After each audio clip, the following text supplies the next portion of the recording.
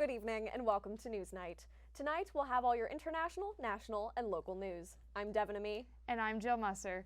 Tonight we'll take a look at the recent resignation of the New Zealand Prime Minister and what it means for the country, as well as a controversy surrounding a Prime Minister on the other side of the globe.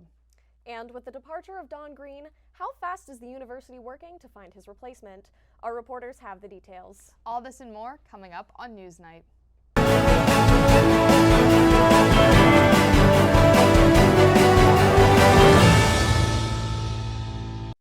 New Zealand's Prime Minister Jacinda Ardern will step down from office effective February 7th.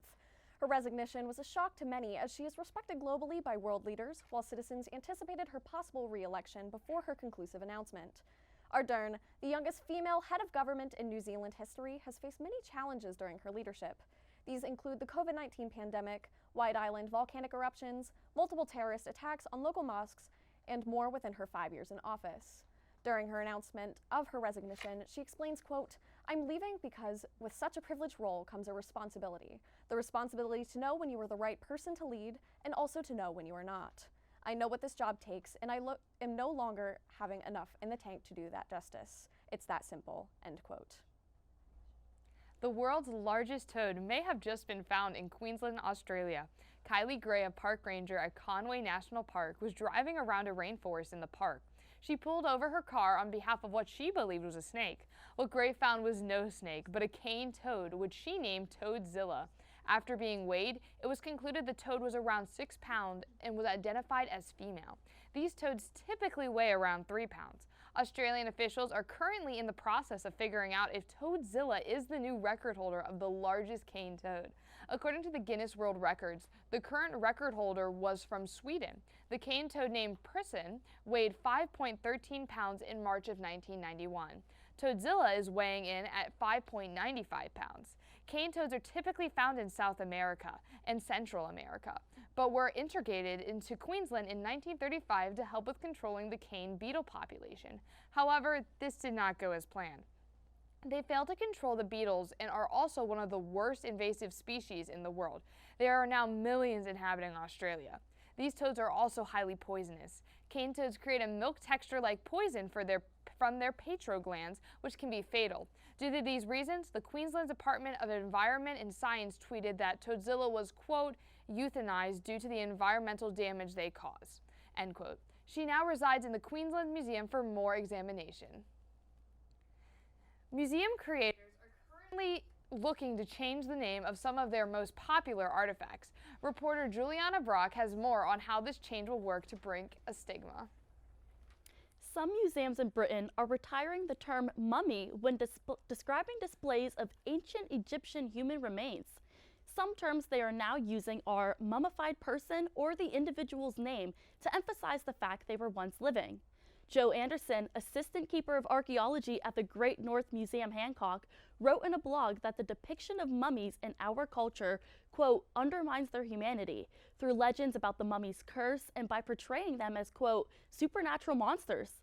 Keeper of the Department of Egypt and Sudan at London's British Museum, Daniel Antoine, told CNN that they vary their terminology referring to the human remains based on how they've been preserved. He said, quote, we have natural mummies from pre-dynastic Egypt, so we'll refer to them as natural mummies because they haven't been artificially mummified, end quote. The British Museum has not banned the use of the term mummy and will still use it across the galleries, but it will continue to implement these new terms as time goes on. Former Prime Minister Boris Johnson coined the term leveling up in his 2019 campaign. The tag leveling up refers to the creation of opportunities throughout the UK with government funding to projects to address inequality. Rishi Sunak, the current Prime Minister of the UK, continued the leveling up government funding, but now faces criticism of distribution tactics. He is accused of funneling money into the South East England, a region known for its wealth, compared to the Northeast and West. Out of the £2.1 billion of funding towards local projects, £362 million will be spent on the southeast, while £354 million will go to the northwest. Other criticisms were that he targeted the funding to areas that would support his position in the Conservative Party, with one being the places in his constituency in Richmond, New Yorkshire. However, Sunak stands by his actions, stating, quote, If you look at how we're spending this money, it is disproportionately benefiting people in the Northeast and the Northwest, and that's great, end quote.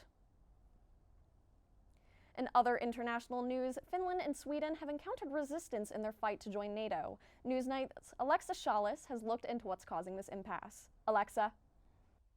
Thanks, Devin. After months of pushback, NATO officials have begun to pressure Turkey into admitting Finland and Sweden into NATO. Back in June of 2022, Western leaders had originally planned on cementing the two Nordic countries into NATO, but were unsuccessful, and the decision was blocked by two countries that instead head out and hadn't ratified the required protocols of Hungary and Turkey.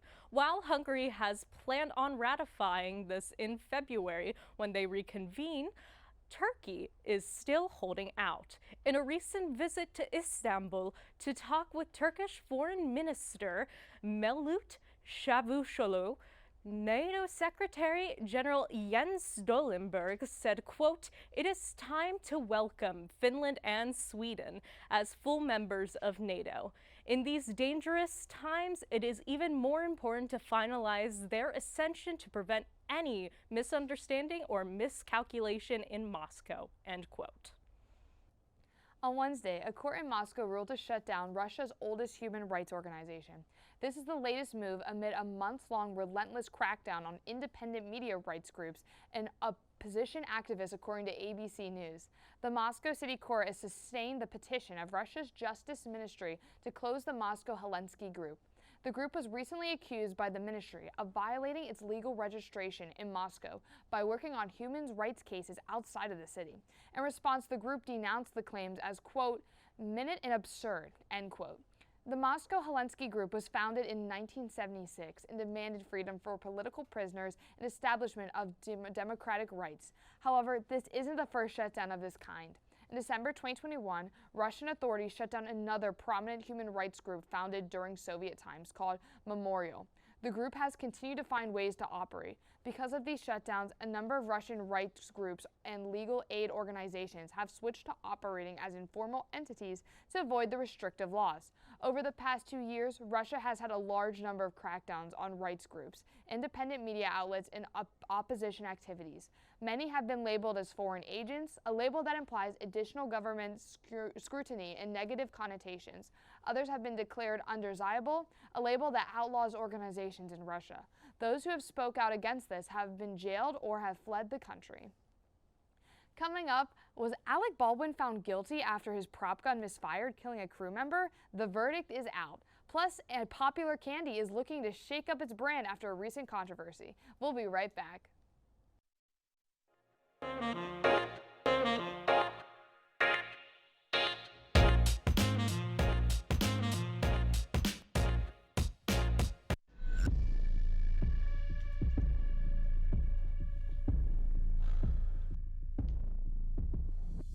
Regular physical activity is one of the most important things you can do for your health.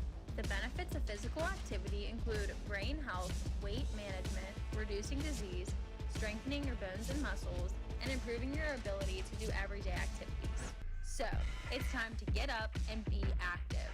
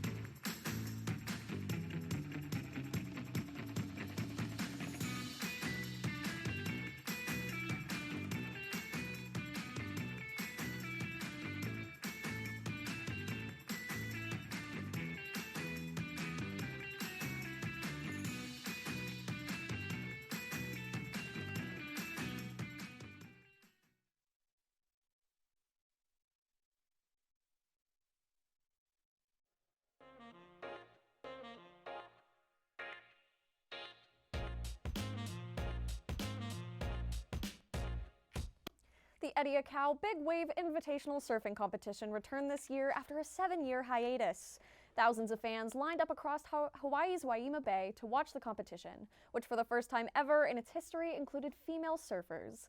The event included some of the top big wave surfers and did not disappoint. However, lifeguards were certainly busy, as the waves that day were massive. There were over 103 rescues made that day and over 12,000 preventative measures made to ensure the safety of the crowd. Of these many rescues, one includes a baby being swept away by a large wave underneath a house. EMS was able to recover the infant. The 2 adults also with the baby, presumably its parents, refused transportation to the ER, but luckily, compared to the many other injuries seen that day, the baby was completely unharmed. Traveling through the airport is a stressful experience for anyone. However, this traveler took it to a new level. 28-year-old Jennifer Holder stampeded through the gate, spraying a fire extinguisher at fellow passengers. The incident took place in a Delta airport located in Atlanta. How did this pandemonium start? Holder left a Buffalo Wild Wings without paying her check.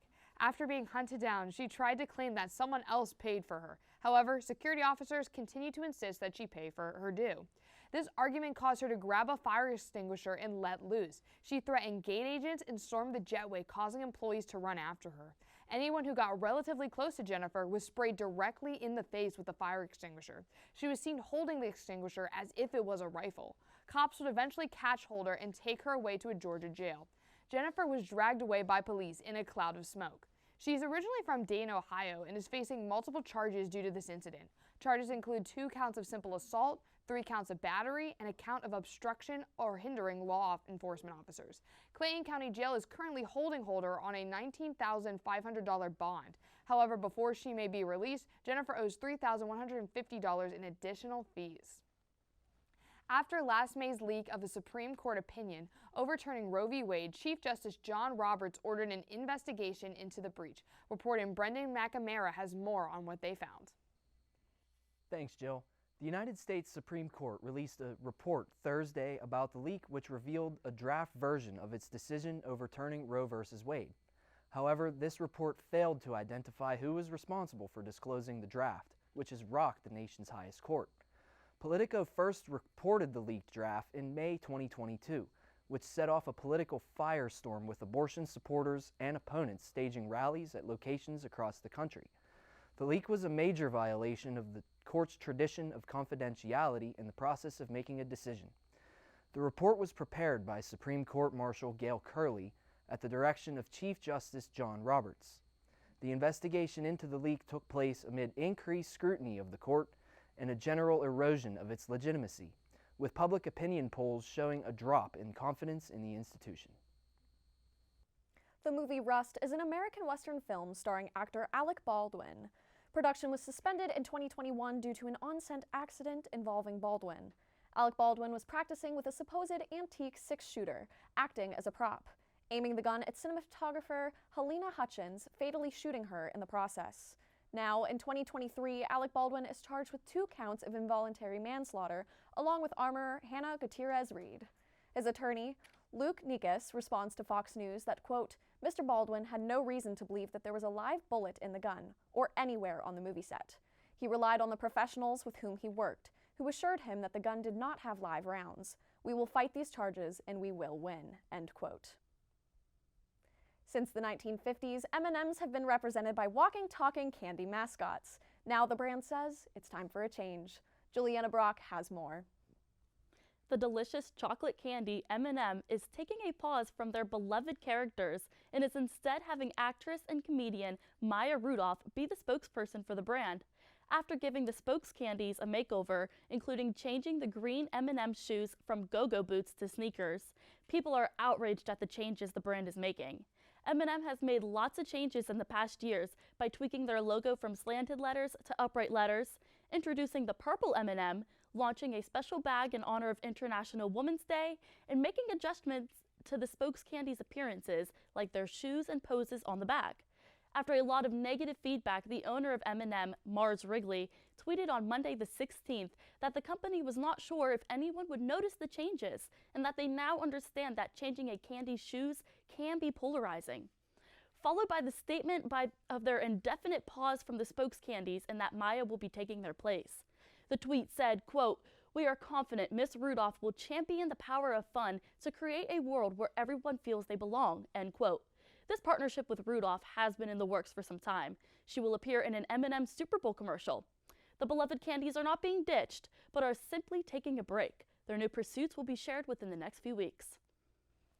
A woman was killed this past Thursday by a falling Dennys sign in Elizabethtown, Kentucky. The woman, Lillian Curtis, 72, was inside her car with her husband and daughter in the Dennys parking lot when the sign fell. There had been a wind advisory for the area that day, with winds as high as 55 miles per hour, which Elizabethtown police suspect was the cause of the fall. Curtis was rushed to the University of Kentucky Hospital, where she passed due to her injuries later that day. The husband and daughter were taken to Baptist Health Herdon, where they were treated for now life-threatening injuries. Dennys released a statement to CNN after the event saying, quote, "Dennys is aware of the incident that took place at our Elizabethtown location on Thursday. Safety is our top priority, and we are working with the authorities to better understand what led to the situation," end quote. The investigation is continuing with Elizabethtown Police and Dennys Corporate. Coming up after the break, new things are coming. Find out what store, restaurant, and familiar face are coming soon to Pittsburgh. We'll be right back.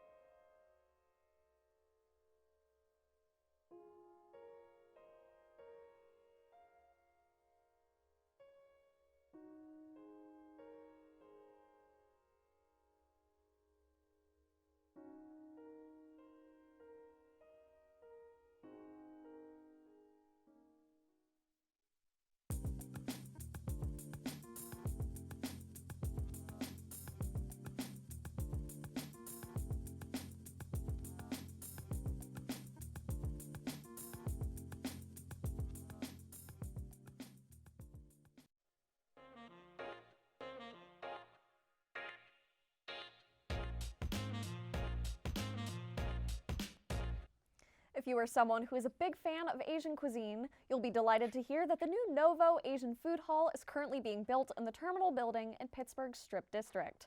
Mike Chen of Everyday Noodles and Alex Tang of Mola are overseeing the project, which is an 8,600 square foot space dedicated to the tastes of several Asian countries, all in one location. With seating space for 192, the restaurant's aesthetics are currently in the works. They're inspired by the bright ambiance of Asian cities and villages, creating a, quote, colorful, eclectic, and energetic atmosphere, according to the Post-Gazette.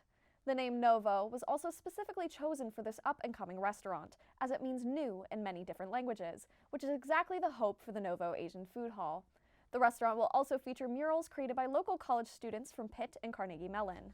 The restaurant is anticipated to open sometime this summer.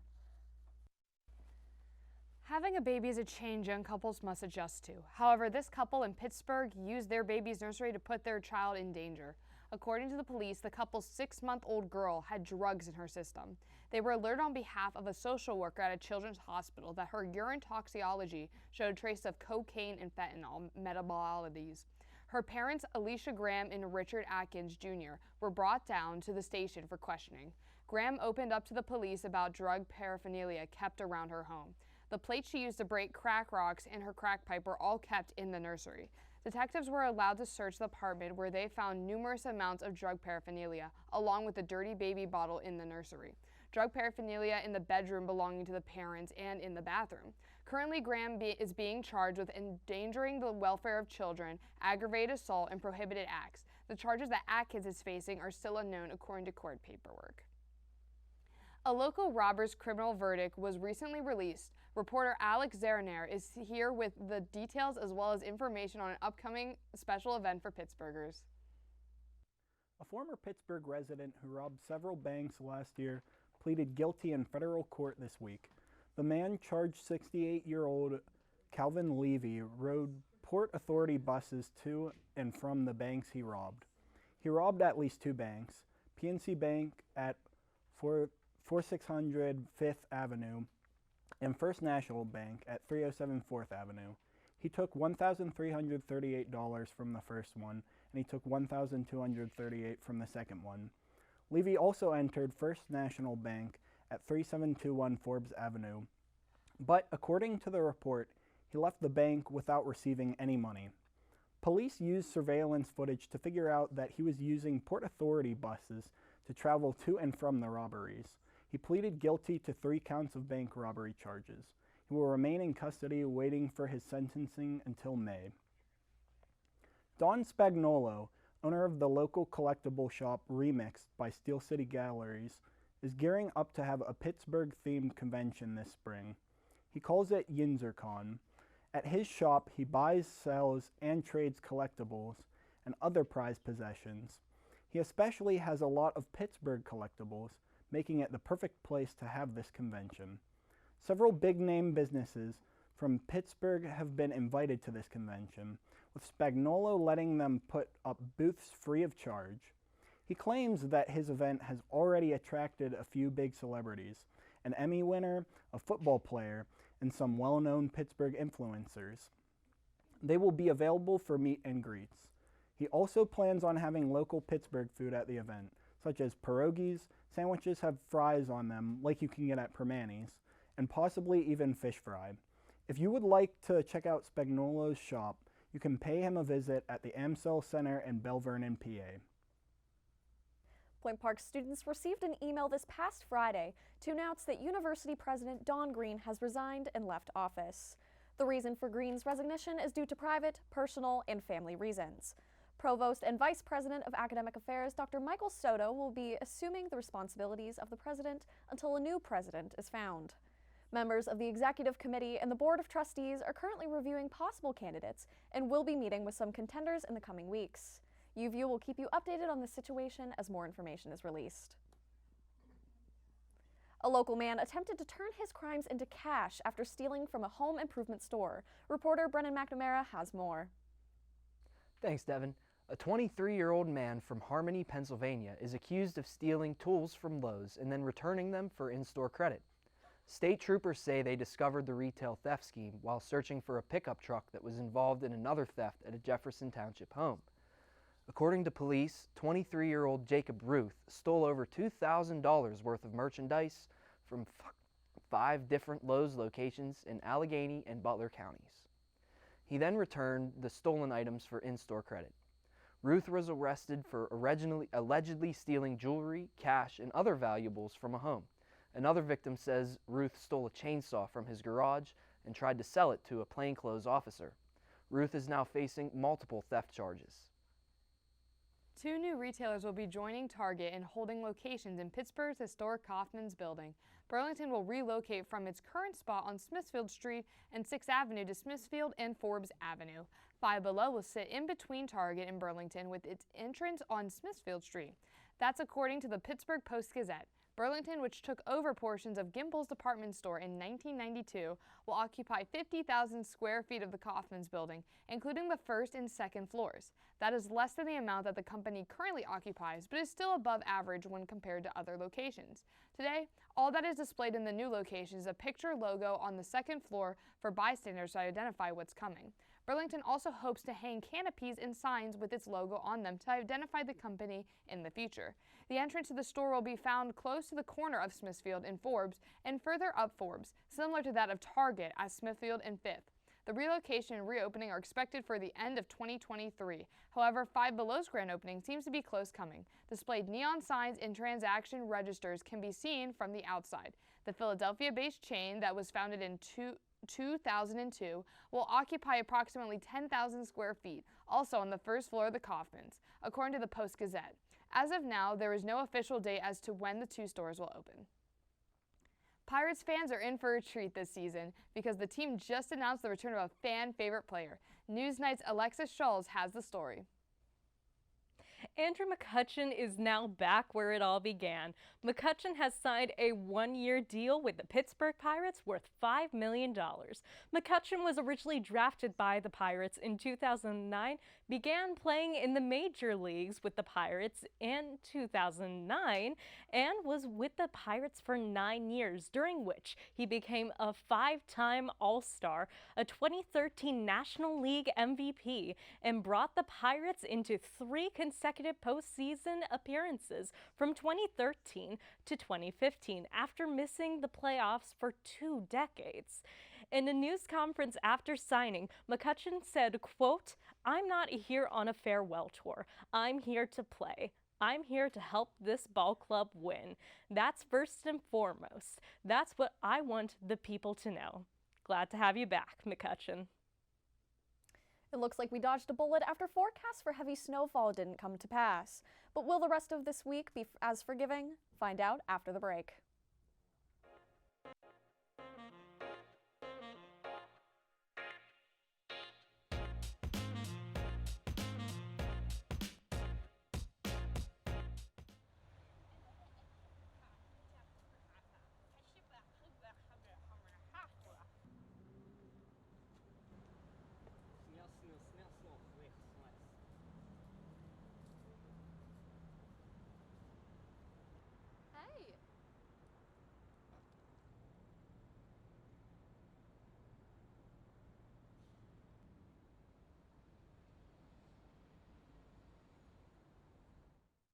Good evening and welcome to Newsnight. My name is Craig Verkowski. Tonight, we'll cover all your international, national, and local news.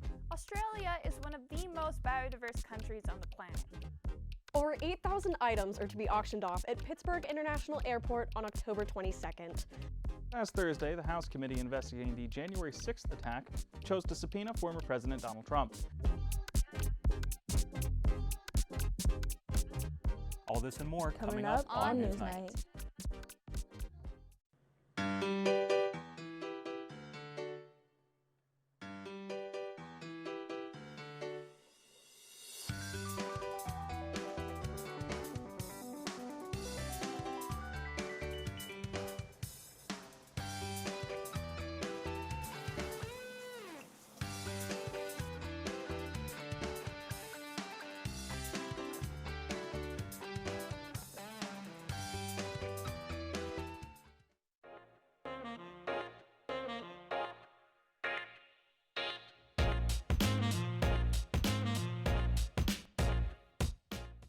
Thanks to a $150,000 grant by Pittsburgh HDR Foundation, dozens of kids at Pittsburgh Public Schools have received brand new bicycles.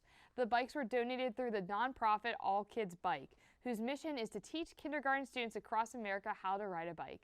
The bikes were received on Monday to cheering kids at Pittsburgh Public Schools, Miller, and Minadio elementary schools. The grant from HDR brought bikes to schools across the country, from here in Pittsburgh to even as far as Honolulu, Hawaii, and Anchorage, Alaska. Despite the promise of snow today, we were only met with rain. Let's see if tomorrow will be any different. Let's turn it over to Erin Yutt with the weather. Thanks, Jill. Tomorrow we are looking at a 96% chance of precipitation, totaling up to a possible 3 inches of snow. We will see a significant drop in temperatures overnight, with the high for tomorrow topping at about 34 degrees, with the low being below at freezing at 28 degrees. During the day, we could see winds reach up to 22 miles per hour coming from the west, and the snow may be enough to cause your car to slip on the roads. So if you do plan on driving, it may be better to try for the evening, when snow will be minimal and the roads will be nice and salted. Now, let's see how the rest of the week will pan out. After Thursday, we are looking at another few days of chill and precipitation. After the snow lets up for a clear day on Saturday, We will hit some light rain showers on Sunday afternoon. Despite the cold and wet start to the week, it looks like we'll see in store for some sun and time by the time Monday rolls around. But don't expect to spend the day tanning because temperatures may drop as low as 28 degrees. And rounding off the rest of the week, we'll see a cold but dry Tuesday and Wednesday, where at the very least you won't need an umbrella. That's all I have for you this week. Back to you at the desk. Thank you for tuning in to this episode of Newsnight. If you want to see more, check out our social media pages on both Facebook and Instagram at UView Television. You can also check out more episodes on our YouTube channel or our website, uview.pointpark.edu. I'm Jill Musser. And I'm Devin Amee. From everyone here at Newsnight, thank you for watching and have a great evening.